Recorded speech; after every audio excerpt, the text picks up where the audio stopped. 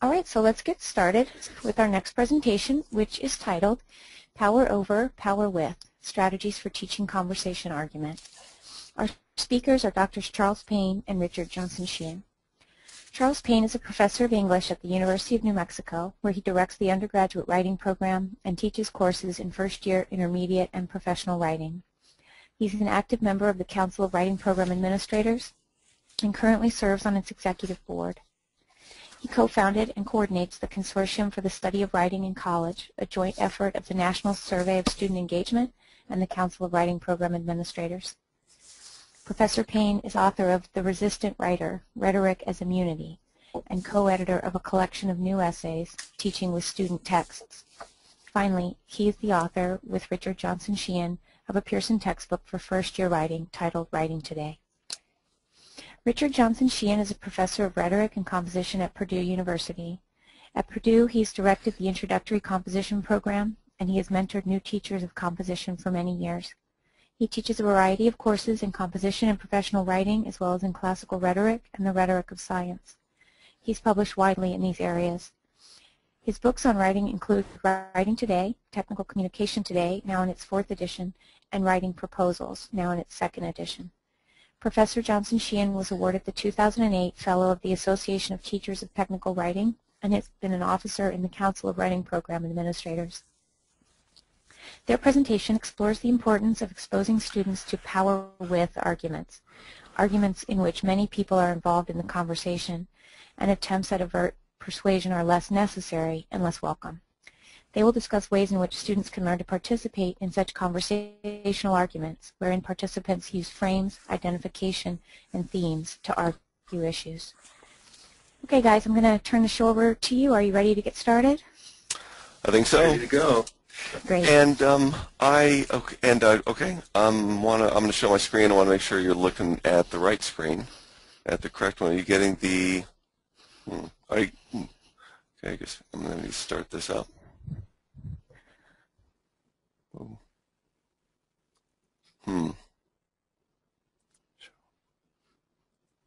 That looks right, Chuck. Is it the? Okay. Now, okay, you got it now. You're seeing it. You're seeing. Okay, good. All right, Richard, take us away. All right, let's get started then. So I just wanted to say good afternoon to everyone east of here and good morning to everyone else. We're right at that dividing line. I just to kind of get us started, this is presentations based on a book that Chuck and I are putting together right now. We're kind of putting the final touches on it. And so some of the issues that we're talking about today kind of form the core of that book. And so we're always interested in your feedback if you have some ideas. So let's move forward, Chuck. Just introduce ourselves. Amy obviously told you a lot about us. I've been at Purdue for 9 years. I was at the University of New Mexico for 9 years too. Like she said, I do research in scientific and technical communication, composition, rhetoric, and then when I get some extra time, I like to do publish some things in Irish myth, magic, and rhetoric. So that's kind of what I do. Chuck, did you want to add something about? No, well, just that Rick and I met each other at the University of Mexico. We've stayed in touch. We're still roommates when we go to conferences,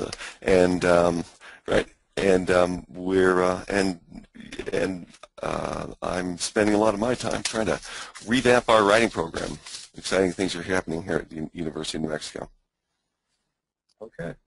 Well, let me start out by kind of getting into why we teach argument. I mean, this course has been around for a while, at least for a generation or two. And so I think it's kind of settled in as a common course, and sometimes I think we forget why we put it in the first place. And I think most of us would say that teaching people how to write arguments helps them think critically, helps them read critically about important and sometimes not so important issues. I mean, I think some of the debates I've heard people have about TV is more passionate than debates I've heard about what I would call critical issues, but that's fine. I mean, they have good conversations along those lines. It helps them develop habits of mind. I mean, that's what we're really talking about here. It's not the ability to argue per se, but actually to support their opinions and beliefs rather than just kind of accept what's in the air. or what they kind of grew up with, but actually kind of analyze those positions, see if they still agree with them. That translates over into writing and reasoning habits of mind, especially for college courses and the workplace. As students move up in college, they start engaging in more argumentation in many of their classes. That's how a lot of professors specifically would like them to kind of reach a deeper level of understanding with the material. In the workplace, of course, arguments are happening all the time. People aren't yelling and screaming at each other, but they're in meetings, they're talking through email, things like that. There's a lot of kind of language or a lot of discourse going on that's argumentative.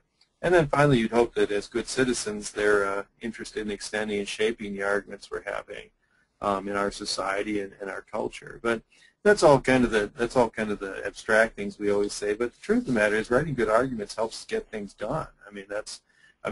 This is something that we do every day. We have to take action. We have to use language to do things. And so, learning to argue well helps you get to that, get those things done. There's times when we have to persuade people to accept or at least understand our opinions or beliefs. We might not always get them over on our side or that they agree with us, but at least we'd like them to understand what we believe. And then this last one that we're going to talk about a little bit more today is, it really allows us to converse with others effectively.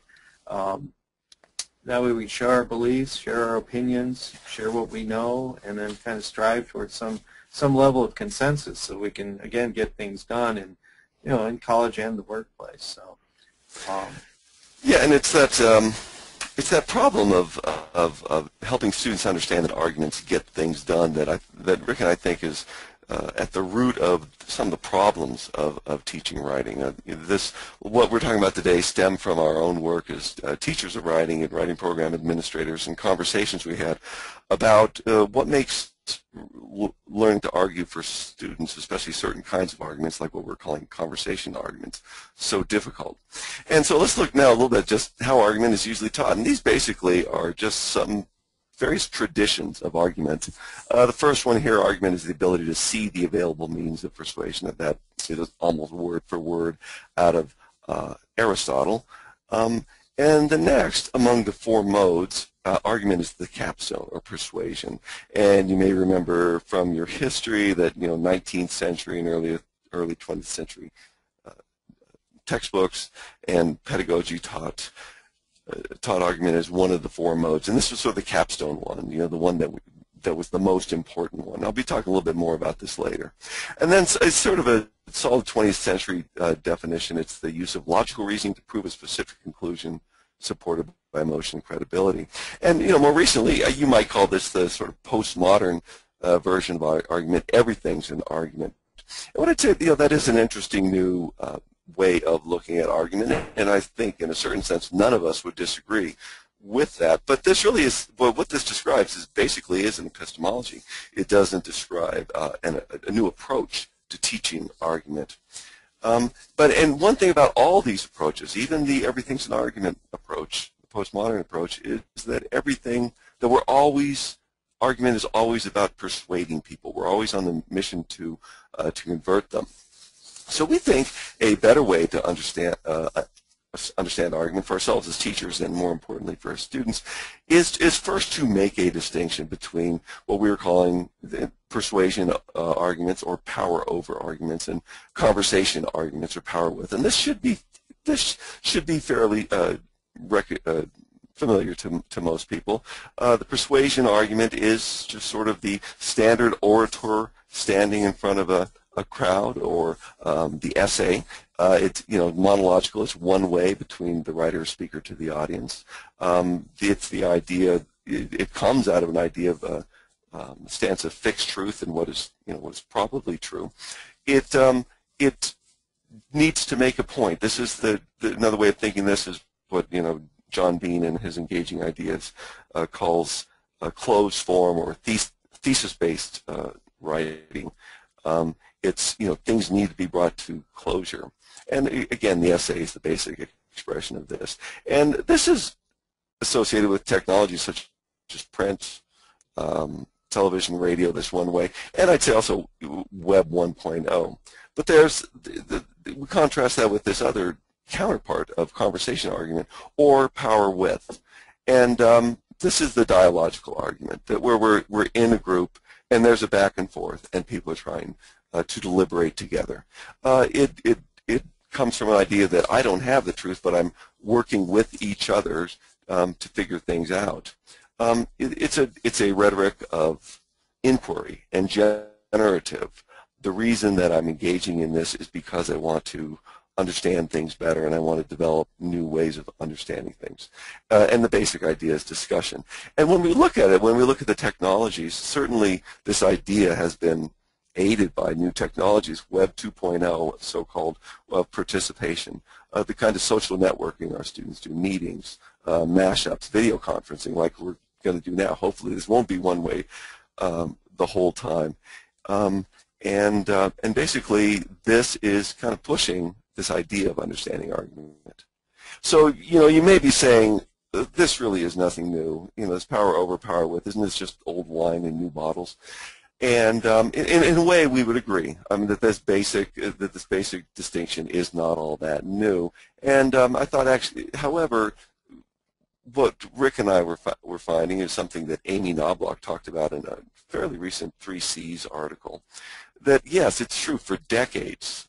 Every argument textbook has had more expansive versions of arguments. Usually Rogerian argument or invitational argument. But what Knobloch says is, while the definitions of argument within popular argument-based textbooks may be evolving, the process by which these texts are teaching argument are rarely as expansive. So in other words, it has to do with, there's a difference between how we're conceiving argument and how we're teaching it. We think that in order to get these ideas across to students, we really do need to teach argument differently. Again, these ideas evolve between me and Rick, just thinking about how can we help our students get beyond persuasion arguments, which they seem to be really good at, but they weren't very good at using argument for inquiry. So, and we think that one reason is that some of these pedagogies are, including our own until not too long ago, really was suffering from this sort of modal view of argument. And remember, I brought this up a little bit before. The 4 modes of argument are narration, description, exposition, and argument. And the idea is that you're either doing one or the other. And it used to be that we had students write narrative essays, descriptive essays, definition essays, etc. And then finally maybe argument essays.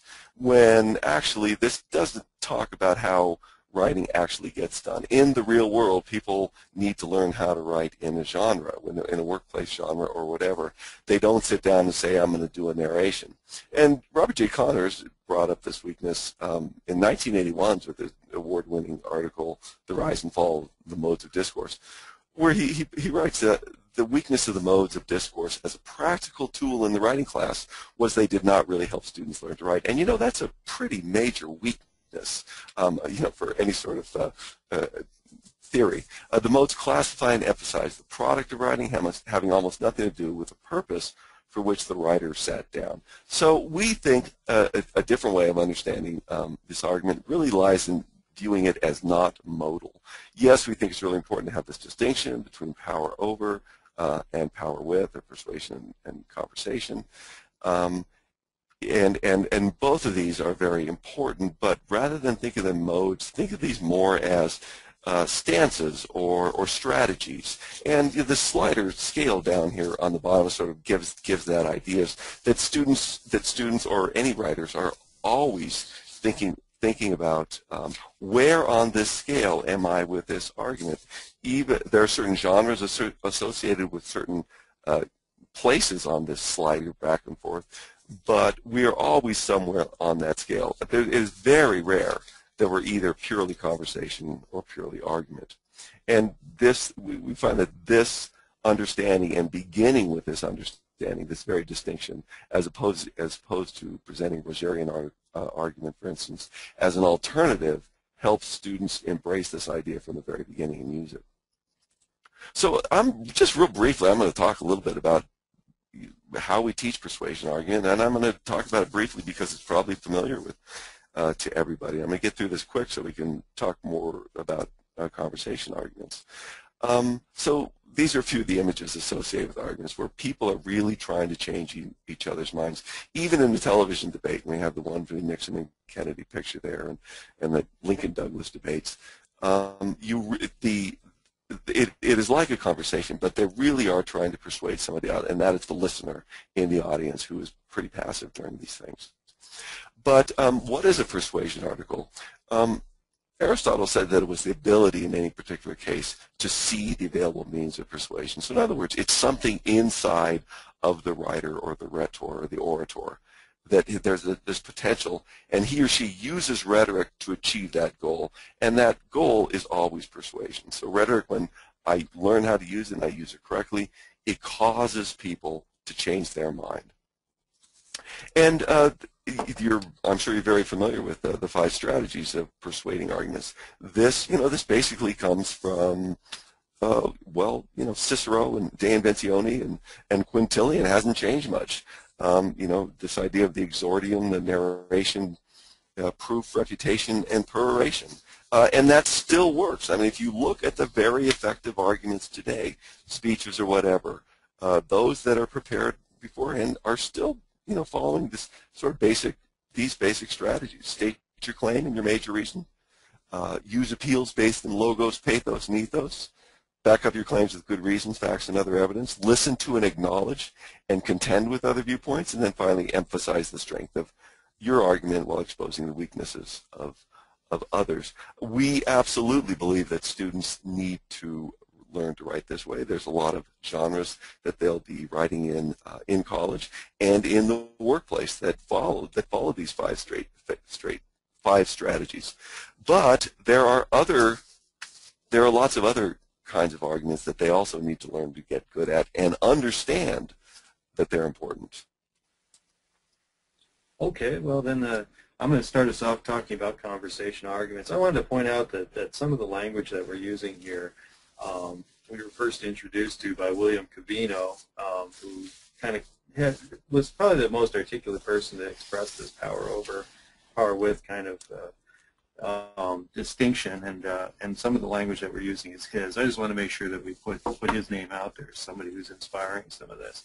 I think that often this kind of argument in textbooks, if I can make a critique of the textbooks that are usually on the market, it's kind of presented as kind of the alternative approach. It's like, well, we're really teaching students how to persuade, but there's this other method, this other Rogerian rhetoric. You might point to Kenneth Burke, stuff like that. But it's often a later chapter that's not that important. And the crazy thing, it's kind of almost presented as almost like this vegan approach to argument, like, red meat is the really persuasion. Yeah, you're going to win people over. And this is kind of the, well, if you're not into that kind of hardcore persuasion, here's another way that perhaps you can argue. And we find that problematic because, frankly, the vast majority of our day-to-day conversations and arguments are really more conversation arguments. We're in meetings, we're talking with people in the hallway, we're communicating through email, and this is especially true these days with we're always communicating in networks. We're working with teams, as it says here. We're generating ideas. We're working on transcultural projects, cross-cultural projects. We're talking to people from other countries. All this stuff's going on pretty regularly.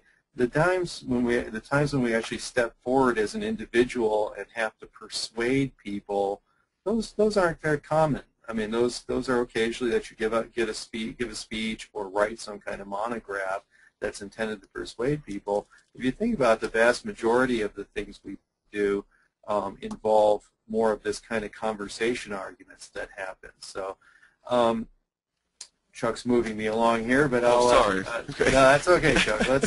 He's probably more watching the clock than I am. I think ultimately what this kind of argument is striving for is consensus, or in some case respecting dissensus. Really you're reaching a common understanding. And consensus doesn't mean, it means that people generally agree on some basic points, but they don't feel pressure to agree about everything. I think that this is something that people need to do better these days, is learn how to respect dissensus. Just because one of the members, in fact, this is kind of an element of creativity, that people are allowed to kind of express different ideas and the group kind of considers those ideas. I think people do. My concern is just based on my own interactions with students, and then even in the workplace, is sometimes people feel like whenever they express a differing view, they're kind of, now I'm in the out group or something like that. Now I'm being a jerk or something. And students and people in the workplace need to learn to do this better, because this is kind of the essence of creativity. This is the essence of not going down pathways that we probably shouldn't have gone down in the first place. So, well, why don't you click us over there, Joe? Well, and I would just add that also, this is one of the reasons. This also is a question of relevance. Students recognize that the kind of arguing they don't call it arguing that they do is this kind of conversational mode. And when we're teaching just the persuasion mode, or saying, well, this is really the important one, we're causing them to perceive our writing course as really not relevant to what they're doing. Yeah, I mean, I understand why people have fallen into that persuasion thing, and it's still important. We're not saying it's not. It's just that when you think about the majority of the conversations and arguments you get into every day, they're vastly more about this kind of operation. Well, all right, let's talk about some of the strategies for what do you go over with when you're teaching conversation arguments. Well, here's 5 that I'm going to talk about. Chuck will talk about a few of these too. People need to learn how to frame issues properly. They need to learn how to recognize the frames that people are working from. Building a sense of identification with each other. You folks who are in the Berg kind of know what we're talking about there. Learn how to tell interesting stories. Learn how to narrate. Learn how to negotiate any kind of disagreements that are going on. Not just get into a big fight, but actually talk things through. And then finally, there's kind of a 5th strategy here, which is encourage dissensus. We're going to go through each one of these separately, just to kind of give you a flavor of what we're talking about. The first strategy is framing, and we take framing's become pretty common and a common point of discussion in politics these days. Everybody's talking about how candidates are framing stuff and how public issues are framed. Framing's really just a specific way of seeing and talking about any issue. I think frames become most apparent when you're talking with someone who you really disagree with. You're like, where are you coming from that? How are you getting to that conclusion? And what usually the point is that they're working from a different frame of reference as far as how they're argues. And a frame often reveals what we believe and what we value. And that's what comes out. George Lakoff, who's kind of who most people know through metaphor theory, but he's actually become quite the guru in framing theory, which is very related, talks about that, how you really have to know what your values are to know what your frames are. And he also says you have to kind of know what other people's values are to understand the frames they're working from. So yeah, and of course the great master framer are political gurus, or people like Karl Rove and David Axelrod. The person, if you want to think this as persuasion and power over, the person who frames the issue, whose frame wins the argument, if you want to think about it as persuasion. Yeah, so, well, okay, move us on. So I think students and people in general need to recognize the positive frames that govern a particular issue. A lot of times those frames, their individuality, security, creativity, as I've written here. There's quite a few of these kinds of frames that people want to work from in order to kind of get things done, and also listen when other people are working from those frames. They understand what those people value. You hear these values underneath, and then also teaching people to kind of avoid the negative frames that go against their value. I'm just putting some examples down here: conformity, uncertainty, dullness. Things that people want to stay away from. I think sometimes people get thrown onto the defensive in some sense, and then they start working out of the negative side of a particular frame, which puts them at a disadvantage when they're having a conversation with some other people. How do you frame the issue? What do you teach people to do? Well, I think concept maps are a particularly helpful way of seeing how an issue is being framed. You can look at a text, you can look at what people say, or look at an issue, and use a concept map to kind of look at kind of the key words that are going on and see how it becomes sort of a frame. Freedom to compete is an example we're using here, that people should be able to compete in some kind of way, and around that there's a cluster of terms that kind of reveal the frame. themes are working it through most issues. I think concept map's also helpful here, but usually what you're looking for are kind of consistent themes that are running through arguments.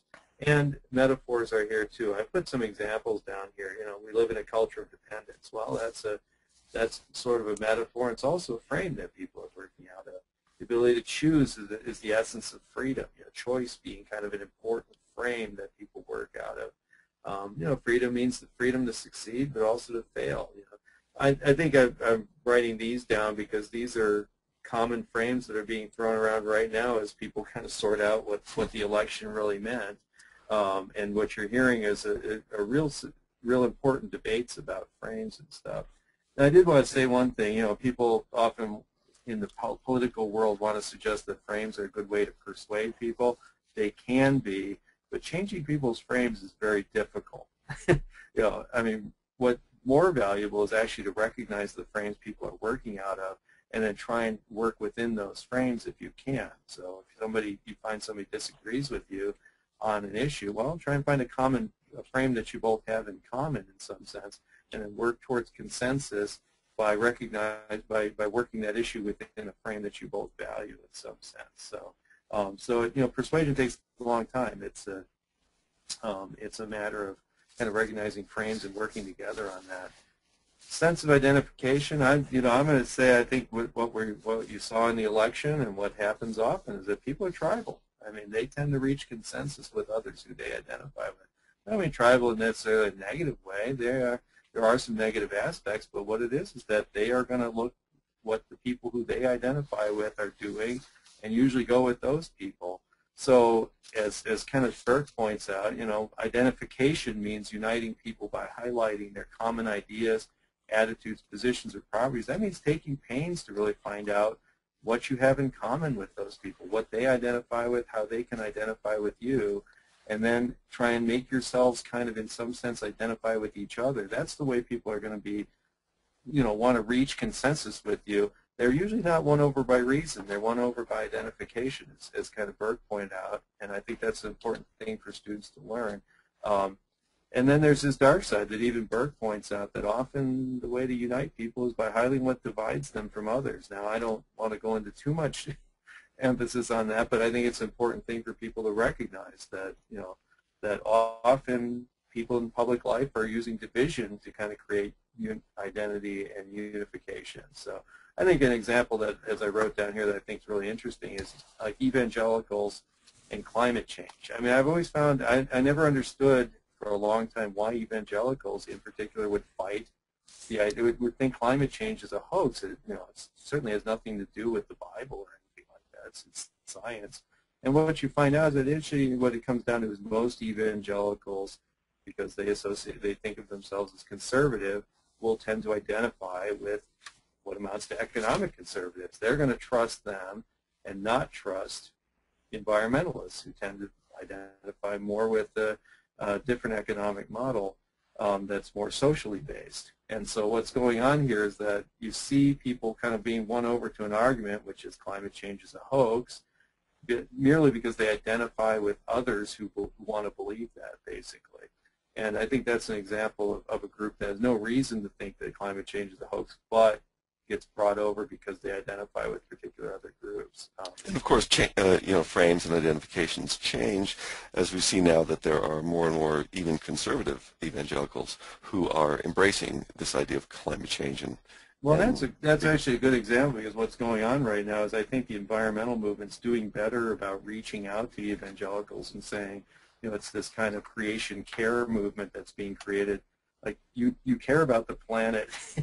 As God puts you, you know, in charge of that planet, you should care for it. And therefore, climate change is kind of being embraced by some evangelical groups and not so resisted. So, yeah. Now, I think this is something that we can teach people to do. Teach people to identify themselves, you know, consciously identify themselves, and find out what groups they're associated with. I think it's also important to teach people to recognize when they're being unnecessarily tribal in their beliefs. They're just buying something because other people they associate with or identify with just accept those beliefs. it's really a matter of saying, do you believe this because this fits your values, or you just believe this because people you associate with believe this in some sense. Just getting them to kind of challenge that. And then I think especially recognize when public figures are using divisive tactics to demagogue or demonize. This is something that I think students and people in the workplace could really pay attention to, because I think often they're making bad decisions because they're being caught into this, they're being caught in divisive tactics by figures who know that they identify with particular groups and aren't exactly using good reasoning to kind of think through the issues. So that's something I think we can teach in classes. So strategy 3 is tell interesting stories and hear interesting stories. We want to help our students value storytelling as much as exposition. And I have to tell you, as a teacher, when I was first teaching, I did not value storytelling. I thought that was something that was for K through 8 or something. But now I realize, as one of my creative writing friends told me, if you can't tell a good story, you're not really literate. Narratives are very powerful ways of helping people identify with each other and to learn from each other. It's a way to share values in a way that is not really based in logic and theses, but allows us to understand each other in better ways. As Rick said, Aristotle's and other people's dreams of creating a society in which only logic was valued, or that logic really worked, it just doesn't seem to be in our DNA. We, as psychologists and brain psychologists, brain scientists, are telling us, how do we really change our mind? Well, it's through sort of intuition. It's very complicated, and stories are one way, as we've been saying, of getting beyond just mere logic and logos and into intuition. So what can you do to help your students learn to tell interesting stories? Well, these are some genres and some activities across genres that students can do. They can write narrative arguments. I saw a great narrative argument yesterday when I was visiting one of my teachers in her class. She showed, a 5-minute YouTube video by Macklemore. He's a rapper called Same Love. It was a very powerful argument for same-sex marriage that never actually made an argument, but very clearly made that. It's very compelling. They can write in genres like memoirs and profiles. Within any genres, from a proposal to a scientific report just about, you can include anecdotes that describe things. We are always illustrating points and backing up evidence with hypothetical, and backing up reasoning, with hypothetical examples. And then, even reading and writing fables and parables can help us. Strategy 4 is we want to help our students negotiate disagreements. Negotiations are not necessarily aimed at reaching consensus, as Rick was saying before. It's simply a way of allowing people to talk to each other without the pressure of having to conform with each other, of really sharing. It's a way of presenting all sides of an argument, and let each person construct their own understanding of that argument. It's something we don't do. I would say this is even countercultural, in the sense that this is not something that our students see in, for instance, in political debate or the debates that they're looking for. So strategies for negotiating disagreements, again, this looks pretty familiar. Listen to all sides' views of the programs. Notice we're saying not just two sides, but all sides of the problem. Demonstrate that the other's positions are understood. One of the hardest things that any of us has to do, let alone our students or our fellow citizens, is presenting somebody you disagree with, presenting their position in a way that would make them say, yes, that's a fair presentation of my position. And I'm going to go through the rest of these pretty fast. Identify situations where other people's ideas are valid. isolate where they disagree. In other words, where you differ. In other words, find out where you disagree and focus on those things, and then rank order those things. And I would just notice that this is pretty complicated. This is a real challenge for students to do these things. That's one reason why it's so difficult for them to use argument as inquiry, to really listen to the other side as they're writing. This is a high level of literacy. Now, we've mentioned dissensus a few times, and conversation arguments do, strive toward consensus. But that success isn't dependent on consensus. It's not like because people were talking and they didn't reach consensus, it was some kind of failure of argument. I think people need to recognize that. Students need to see that, and people in the workplace, I think, already kind of know that, but it's important to reinforce it. It's actually something we kind of need to teach people to do, because I think our culture's gotten to a point where dissent is so devalued that it's that students feel like as soon as they speak up, that's a bad thing. So you can do things like appoint a designated skeptic of the group or in the class. I like to do that regularly. They get to play act, basically. They can be a skeptic without feeling the pressure. They can say, I don't really believe this, but as a skeptic, I would say this. They might learn to say something like a critic might say. They might, take on that third-person mentality. Teach people to encourage and value authentic dissent. If somebody says, I disagree, that goes against my values, then listen, and actually encourage and value that. And then bring an environment, create an environment, not just in the classroom, that's normal, but even in the workplace where dissent is valued and even rewarded.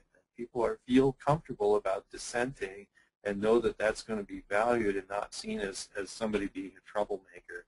I think we've seen some examples recently, within recent time, of when groupthink happens. And this is something that students should be aware of. I've even seen groupthink, in my own personal life where people are going down a path and nobody ever says, hey, I don't think this is a good idea.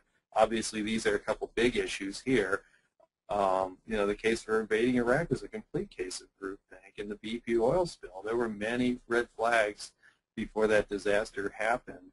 And I think that people in the workplace and students need to learn how to kind of get out of those situations, recognize that dissent would have helped them get out of those situations. So this is why we encourage dissensus and actually teach students how to dissent properly. Let's go on to genres. What our big kind of story here is that we think that we could switch, that the textbooks often are taking this kind of modal approach, and if you flip through their table of contents, it's often definition argument, narration argument. They're basically using modes to kind of structure their books and stuff like that. We would like to suggest that perhaps genre is a more appropriate way of thinking in terms of arguments. There's certain kind of persuasion arguments that students need to learn how to do, that people do in the workplace all the time. They review or critique, they comment, they refute, they write proposals, they do recommendation reports. Those are all kind of power over persuasion arguments. People need to learn how to do that. There's also these conversation arguments, comparisons, causal analysis, negotiations, visual arguments, even writing narratives in some sense, including memoirs. The research paper kind of takes advantage of both of those sides. Research paper is often the big argument class kind of capstone assignment. Well, you can build that taking advantage of either persuasion or conversation or a combination of both. So students are using both kinds of abilities. Now, what's a genre? We don't want people to get the idea that they're just patterns or something. They're not just forms, as Baseman points out here. They're forms of life. They're ways of being. They're the way people get things done. They're environments for learning, as he says here, and they're locations within which meaning's constructed. They shape. Genres are built on the activities of everyday life, on social activities, and that's why they're important in not only the classroom but also the workplace. Once you learn the genres of a workplace, you can work in that workplace. And same thing with classroom. Students need to not just be isolated in on the essay as kind of the argument essay as being kind of the gold standard of argument. That's how most books present it, the persuasive essay. What we'd like to say is there's a lot of genres of argument that they should be learning, so that way they're prepared for their advanced classes in their careers. So all right, which one should we teach? And people are like, well, you can't just teach them conversation. That's right. We got to teach them both. And that's, right now I think we're overcompensating on the persuasion side and not teaching them to have the kind of conversation arguments that they need to learn how to do. They need to learn how to be persuasive, but also participate actively in these conversations there. And the truth is that people need to learn more time, spend more time learning how to argue in conversations, because that's where the vast majority of their arguments happen, whether it's in their advanced classes or their careers. So, all right, well, that's it. Thank you very much, and we're eager to hear your comments and questions.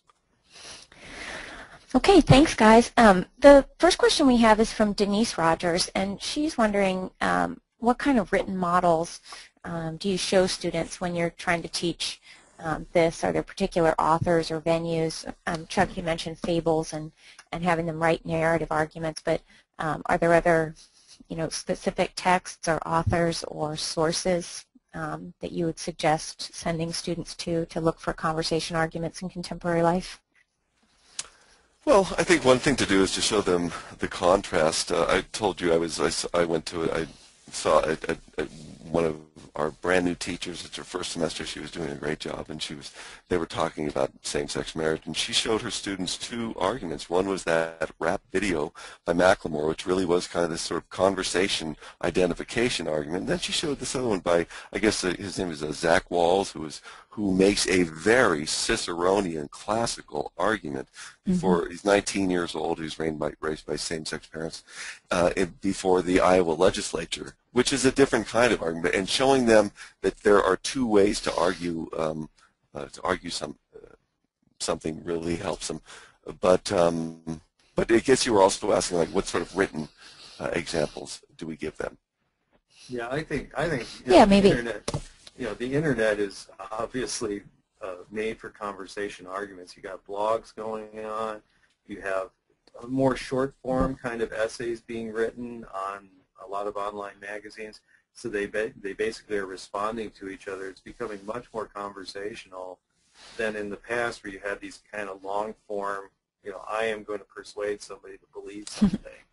Instead you very much have people reacting to each other in real time. And I think that's what you point out to students. This is the way people are conversing these days. And I think finally you would show them that there is conversation going in any genre, even one that doesn't appear to be conversation at all, such as a scientific report. And you can show how, for instance, the literature review in a scientific report, say, or proposal, really is talking to within the conversation and bringing that conversation in. Well, and too, I would mention, maybe not as something for students to read, but as you all were talking, I was thinking about some reading I've been doing in neuropsychology, and Chuck, you mentioned the way that brain science is showing us that a lot of this, the way that we're persuaded by intuition has a lot to do with the very structure of our mind, the mirror neuron, for example, and the way that contributes to groupishness or tribalism, or however you want to think about it. But there's a great book by Jonathan Haidt. His last name is spelled H-A-I, D as in David, T as in Tom. It's called The Righteous Mind, Why Good People Disagree About Politics and Religion. And it just provides a lot of interesting background for thinking through the kind of issues that y'all are bringing to the table with the power over, power with kind of structure. But it also, the reading list in the back has a lot of interesting websites and other sources that I could see being useful in classroom practice as well. Right, yeah. And that most of the questions did have to do with suggesting sources where people can learn more. And of course, we'll have an archived version of this presentation available, and we'll send that link out to everyone who attended, so people can take another look at the presentation slides. A lot of people have asked for that too. So we can let you guys go unless you had any final point that you wanted to raise. No, we're looking forward to getting this book done and letting how people react to it, because I think they will be surprised at how it's different than a lot of other argument books. Yeah, I'm really excited to see it. Thanks so much, guys, for going through this with us today. Okay, thank you. You're welcome. Thanks. Bye-bye. Bye, guys.